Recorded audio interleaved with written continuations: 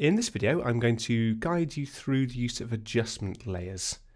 So adjustment layers are basically a group of very useful non-destructive editing tools that allow you to add colour or adjustments to your image without permanently changing the image itself.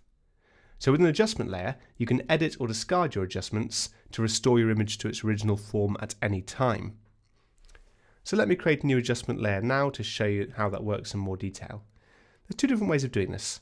I can either go to the adjustments panel over here, and I can choose the adjustment that I want to make. So let's go for curves. What curves do is it shows me a nice graph here of the light and dark areas of my image. So as you can see, there's a lot in the kind of mid-range here, light-wise. There's not very many highlights in this image. There's a little bit of dark areas here. So what I can do is I can either boost the mid areas or reduce those down. Let's take those down slightly. I can also choose to affect individual colours within my document. So let's take away some of these blues slightly. There we go, and you can see more greens now stand out within my image. So let's take down some of these greens. There we go. Now the reds are a little bit more prominent still. So let's have a look at the red area.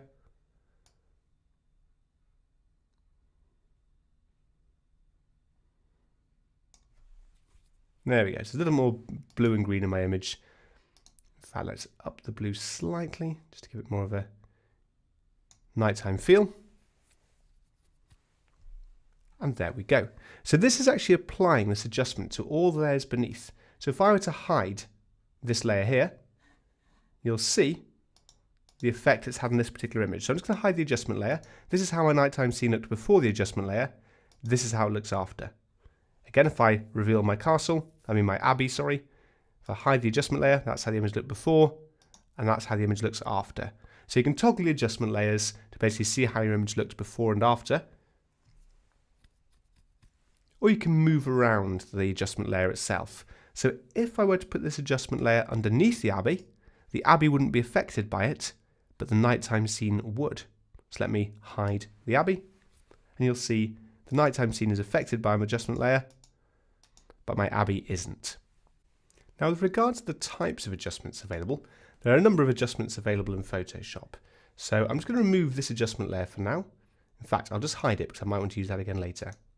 If I create a new adjustment layer for brightness and contrast, you'll see you can quite simply adjust the brightness and contrast of your image with very little effort. So I'm going to delete that one. You have the levels, which again show you this nice curve, which you can adjust the midpoint, so basically where the midtones lie are the midtones.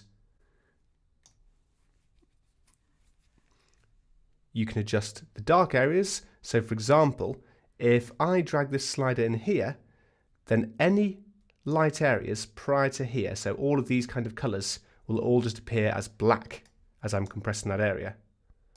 Likewise, if I condense the whites, any light area, so any colour in this range or any brightness within this range will appear just as white. So I'm compressing. There's a lot of white areas, a lot of dark areas now, and you can set whereabouts the midpoint lies within that. So I'm just going to delete that because that looks, quite frankly, ghastly. The colour balance is very handy. If you feel that your picture is either too warm or too cool, i.e. too orange or too blue, this is quite a nice fast way of changing the colour balance in different areas. So if I want to make this appear slightly more like a nighttime scene, I can tweak this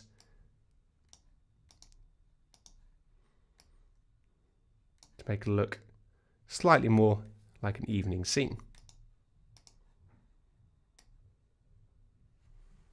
There we go. So the blues look a bit cooler, makes it appear darker by cooling down the image itself.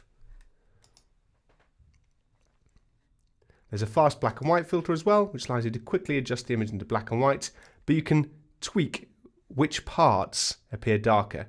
So we look at the kind of reds up here. If I just hide that temporarily, there's more red in this part of the image here. So if I make the reds darker, you'll see that part of the image becomes darker or lighter. And the same for blues, which is a lot of blue in this image now, so I can really either make the blues brighter or make them darker. So make them dark, that's quite a nice dramatic effect to the image itself.